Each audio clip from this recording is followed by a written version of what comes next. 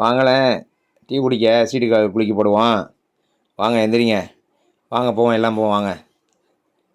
வாங்க எந்திரிங்க எந்திரிங்க வாங்க.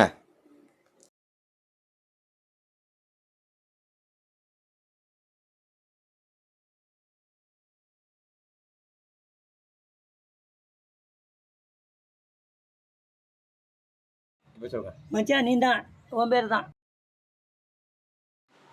வடை பஜ்ஜிக்கு சீட்டு குளிக்கிறோமா? காலைல டீ குடித்த மாதிரி போடுவோமே.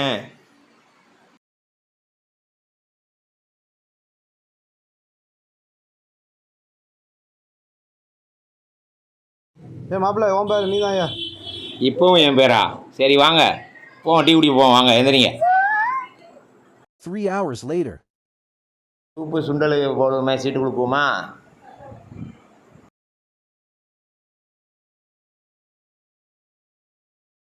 இப்போ நான் தான் எடுப்பேன்.